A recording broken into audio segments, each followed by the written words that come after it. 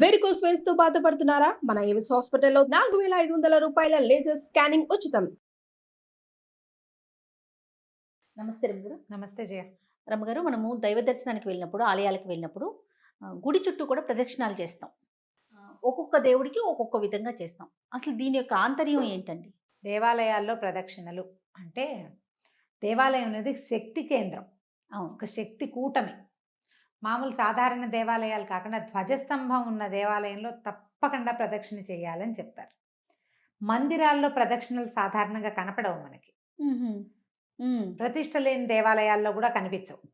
ప్రతిష్ఠ ఉండి ఎక్కడైతే ధ్వజస్తంభం ఉంటుందో అక్కడ ఏంటంటే అది ప్రపంచంలో ఉన్నటువంటి జీవశక్తి అదంతా అక్కడ కేంద్రీకృతమై ఉంటుంది.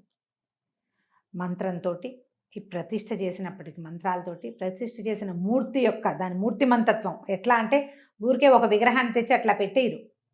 ఓ విగ్రహాన్ని తెస్తే దాన్ని చాలా రోజుల పాటు జలాధివాసం అంటే నీళ్లలో ఉంచుతారు.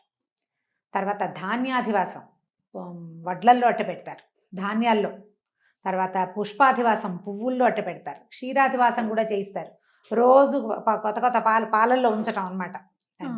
చాలా కాలం ఇట్లా అధివాసం చేయించిన తర్వాత మంత్రపూతంగా దాన్ని ప్రతిష్ఠ చేస్తారు ఒక దేవాలయంలో విగ్రహాన్ని.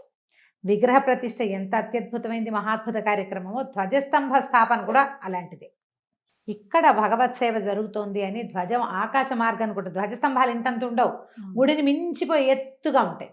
ఆ ధ్వజస్తంభం వల్ల దీనికి ఇది ఎట్లా అవుతుందంటే చిన్నగా ఉండదు.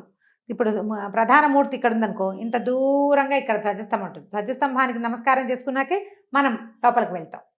ధ్వజస్తంభంతో సహా మనం ప్రదక్షిణ చేయాలి. ఇది మొత్తం ఒక శక్తి కేంద్రం అన్నమాట. ఈ శక్తి కేంద్రంలో మనం ఇట్లా కనుక ప్రదక్షిణ చేస్తే ఏమవుతుంది, ఒక అయస్కాంత తరంగాలు ఉంటాయి, శక్తి తరంగాలు ఆలయం చుట్టూత. ఆ శక్తి కేంద్రాల్లోంచి మనం ఆ తరంగాల మధ్యలోంచి ఇట్లా వెళ్తాం. దానివల్ల ఏమవుతుంది, మనలో ఉన్నటువంటి త్రిగుణాలు సత్వరజస్తమో గుణాలు బ్యాలెన్స్ అవుతాయి. ఒక్కొక్క గుణాన్ని వదిలిపెట్టేసి త్రిగుణాతీతుడైన భగవంతుడిని దర్శనం చేస్తాం. భగవంతుడికి సత్వరజస్తమో గుణాలు ఉండవు, మానవ మాత్రం మనకుంటాయి. మనం వాటిని దాటి భగవద్ దర్శనం చేయాలి. అందుకని ఈ దేవాలయాల్లో చేసే ప్రదక్షిణలు చాలా అత్యద్భుతమైన విషయంగా చెప్తారు. ప్రదక్షిణ చేసి నమస్కారం చేసుకోవటం, లోపల దర్శనం చేయటం. ఒక్కొక్క దేవాలయంలో ఒక్కొక్క విధి చెప్తారు. శివాలయంలో కూడా ఒక ప్రత్యేకమైన విధానం ఉందంట. ప్రత్యేకమైన విధానం సాధారణ దేవాలయాలు మామూలుగా అయ్యవారు మన విష్ణు ఆలయం కానీ, అమ్మవారి ఆలయంలో, వినాయకుడు దేవాలయంలో, ఆంజనేయ స్వామి దేవాలయంలో ధ్వజస్తంభం దగ్గర తొలుత ధ్వజస్తంభాన్ని పైకి తలెత్తి చూసి ధ్వజస్తంభాన్ని చూడడం, ముట్టుకునే అవకాశం ఉంటే ధ్వజస్తంభం మీద చేతులానించి నమస్కారం చేయడం. అక్కడి నుంచి మనం కుడివైపుగా ఇలా తిరుగుతాం, ప్రదక్షిణ మార్గం ఇలా తిరిగి మళ్ళీ ధ్వజస్తంభం చుట్టుకుని తిరగాలి మొత్తం. ఈ మూడోసారి కూడా మనం ధ్వజస్తంభాన్ని కంటే ముందు నుంచి వెళ్ళిపోకూడదు, ధ్వజస్తంభాన్ని దాటి మనం లోపలికి వెళ్ళాలి. ఇదొకటి.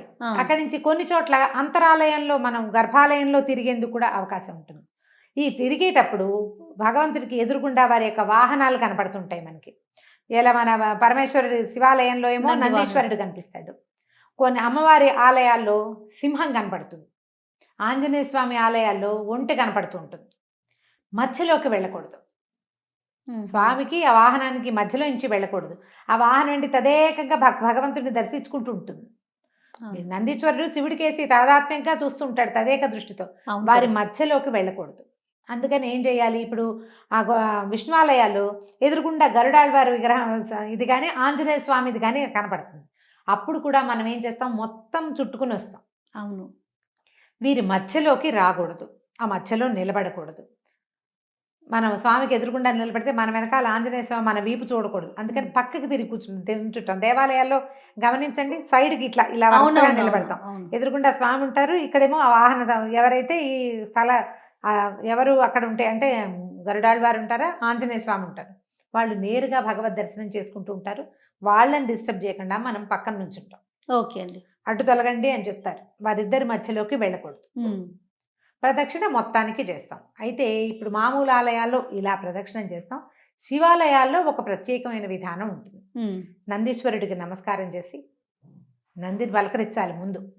అప్పుడు స్వామిని లింగస్వరూపం స్వామివారిని దర్శనం చేసి అప్పుడు ప్రదక్షిణ మొదలు పెట్టాలి. దర్శన అంతరాలయ ప్రవేశం చేయకర్ల, నందీశ్వరుని మీద నుంచే మనం ఇట్లా చూస్తాం కదా, అవునవును. నందీశ్వరుని ఆయన వెనకాల భాగాన్ని ముట్టుకుంటూ కుడి చేతితోటి శృంగాల మీద అది ఆయన 2 కొమ్మల మీద వేళ్ళుంచి కొమ్ముల మధ్యలో ఏంటంటే నంది స్వామి. ఎలా చూస్తున్నాడో అట్లా మనం చూస్తామన్నమాట. అవును అవును. నందీశ్వరుడు తన కొమ్ముల మధ్య కింద ఉన్నాయి కళ్ళు, మనం ఆ కొమ్ముల మధ్యలో నుంచి చూస్తాం. దర్శనం అయిన తర్వాత అప్పుడు ప్రదక్షిణ మొదలు పెట్టాలి. అది ఎట్లా వెళ్తాము, ఒక రౌండ్ సగమే వెళ్ళేది, వెనక భాగాన్ని దాటి మళ్ళీ అవతల వైపుకి ఎడం వైపుకి తిరగంగానే అక్కడ సోమసూత్రం అని ఉంటుంది. సోమసూత్రం అంటే గుడి లోపల చేసేటువంటి అభిషేక తీర్థము బయటికి వెళ్ళే మార్గం. అవును. దాన్ని దాటకూడదు. అది చండీశ్వర క్షేత్రం. చండీశ్వరుడు ఉంటాడు. ప్రమథగణాలు ఆ సోమసూత్రం దగ్గర కూర్చుని ఉంటాయి.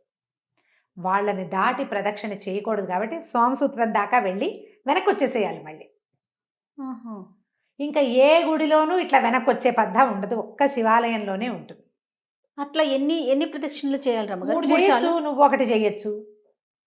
నువ్వు వెనక్కి తిరిగి మళ్ళీ నందీశ్వరుడి దగ్గరకు వచ్చి నమస్కారం చేసుకుంటే ఒక ప్రదక్షిణ పూర్తయినట్టు.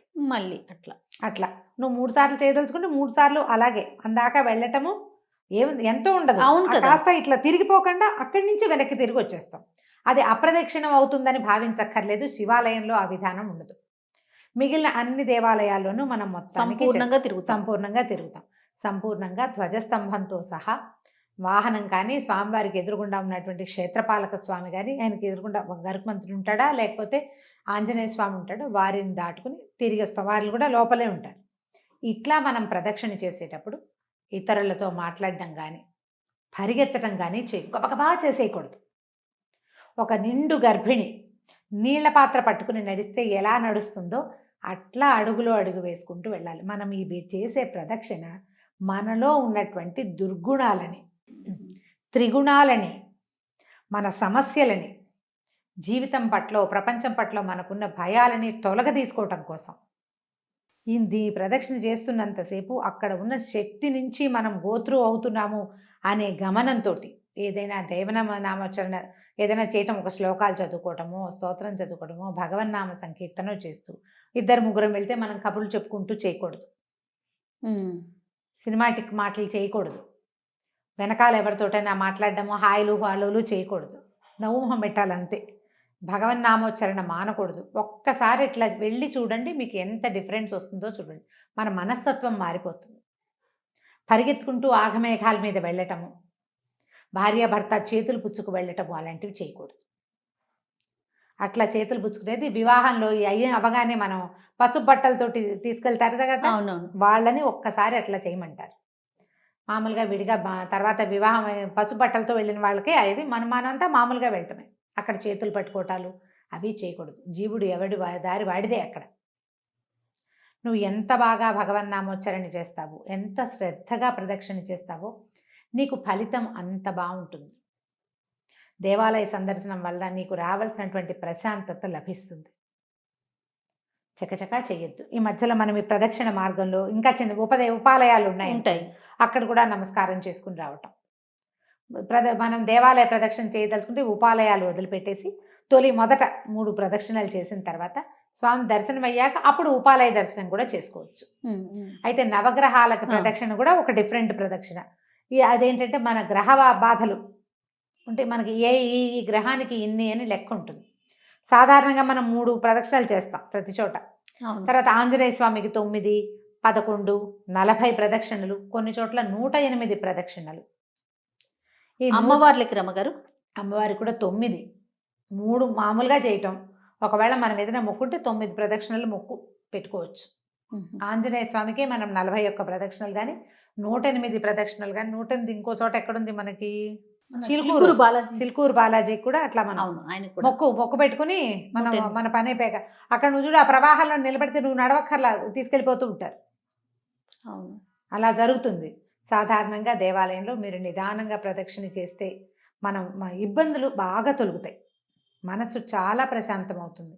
ఆ సందర్శనం తాలూకు ప్రభావము మనకి ఎక్కువ గంటల పాటు మన మీద ఉంటుంది. నవగ్రహాల మాట చెప్తున్నాం కదా, ఎవరి దీన్ని బట్టి, గ్రహస్థితిని బట్టి ఈ గ్రహానికి ఇన్ని, ఈ గ్రహానికి ఇన్ని అని లెక్క ఉంటాయి. ఏ గ్రహము లేదు, మనం ఒట్టిగా చేయదలుచుకున్నాం 3 ప్రదక్షిణలు చేస్తే సరిపోతుంది. దానికి ఒక శ్లోకం కూడా ఉంది. ఆదిత్యాయ చ సోమాయ మంగళాయ బుధాయ చ గురు శుక్ర శనిభ్యశ్చ రాహవే కేతవే నమః. ఈ 9 గ్రహాల పేర్లు వచ్చి ఆ శ్లోకం చిన్న శ్లోకం అక్కడ కనపడుతూ ఉంటుంది బోర్డు మీద, చదువుకోండి. ఒక 3 ప్రదక్షిణలు చేసి ఓ నమస్కారం చేసేసుకోవచ్చు. దానికి ఇబ్బంది ఏం నవగ్రహాల లేదు. చుట్టూ తిరిగేటప్పుడు ఒకరికొకరు తగలకూడదని అలా వింటుంటాం కదండి. అవును, అలా అంటారు. అవి ఒక్కొక్క దేవాలయంలో ఒక్కొక్క విధానం ఉంటుంది. ప్రాంతంలో కూడా అలా చెప్పబడతాయి. అయితే మామూలుగా మనం ఇంట్లో పూజ చేసుకునేటప్పుడు కూడా పూజాంతంలో మనం ఏం చేస్తాము, ఆత్మ ప్రదక్షిణ నమస్కారాలు సమర్పిస్తాం. ఇళ్లలో ఉంటాయి మనకి. అవునవును. సత్యనారాయణ వ్రతాలప్పుడు చెప్తారు, యాని అవును. కానిచ పాపాని జన్మాంతర కృతానిచ తాని తాని ప్రణశ్యంతి ప్రదక్షిణ పదే పదే అని. పదే పదే ప్రదక్షిణం చేయటం వల్ల ఏవైతే మనం జన్మాంతరంలో చేసిన పాపాలు ఉన్నాయో అవి నశించిపోతాయి. ఇలా దేవాలయం చుట్టూతా ప్రదక్షిణ చేసేటప్పుడు కూడా మనం ఆ శ్లోకాన్ని తలుచుకోవచ్చు. ఆత్మ ప్రదక్షిణ నమస్కారాలు భగవంతుడికి సమర్పిస్తాం. ఈ చేసే ప్రదక్షిణలు దేవాలయంలో కూడా మన జన్మాంతరాల్లో ఉన్నటువంటి ఎన్నో పాపాలని ఇవి తొలగదీస్తాయి. అవి తొలగించుకునేటప్పుడు మనలో నుంచి నెగిటివిటీ బయటికి పోయేటప్పుడు మనం ఎంత శ్రద్ధగా ఉండాలి. ఆ శ్రద్ధగా గనక ప్రదక్షిణ చేస్తే మీరు 3 చేసినా అత్యద్భుతమైన ఫలితం లభిస్తుంది. శ్రద్ధ ముఖ్యం. శ్రద్ధ చాలా ముఖ్యం. దాంతోపాటు దైవనామం ఏదైనా నామస్మరణ చేసుకోవటం. ఆంజనేయ స్వామికి చేసేటువంటి 21 కానీ లేదా 40 కానీ ప్రదక్షిణలు చాలా విశేషమైన ఫలితాన్ని ఇస్తాయి. భయాన్ని పోగొడతాయి, గ్రహపీడల నుంచి బయటపడేస్తాయి. ఏదైనా భూత ప్రేత పిశాచాది బాధలు ఉంటే వాటి నుంచి బయటపడేస్తాయి. ఆయన ప్రదర్శన ముందు చేసే వాటికి ఏం చదువుకోవాలి రమ్మగారు? ఆంజనేయ స్వామికి ఆంజనేయ ఒక ఆంజనేయ స్వామికి వందల కొద్ది శ్లోకాలు ఉన్నాయి.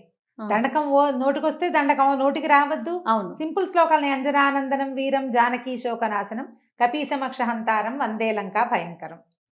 చిన్న శ్లోకం కదా, చక్కగా చదువుకోవచ్చు. 10 కొద్దీ ఉన్నాయి.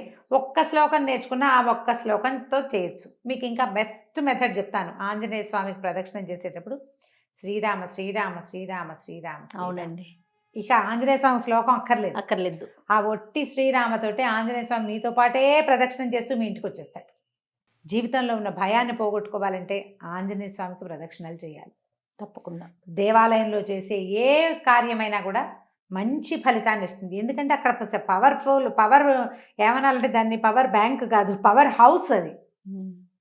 దేవాలయం అందుకే కదా నిర్మించబడుతుంది. ఇంట్లోకి దేవాలయానికి ఉన్న తేడా అదే. దేవాలయంలో ఉండే ప్రశాంతత, ఆ ప్రత్యేకత ఇంకొక చోట రాదు. అలాంటి చోట కూర్చుని మీరు ఏదైనా భగవన్ నామస్మరణ చేసుకోవటం. ఈ ప్రదక్షిణ చేసేటప్పుడు వెళ్ళాలనుకుంటే ఒక శ్లోకం, అమ్మవారి గుడికి వెళ్తావు, ఒక శ్లోకం అనుసంధానం చేసుకోవటం.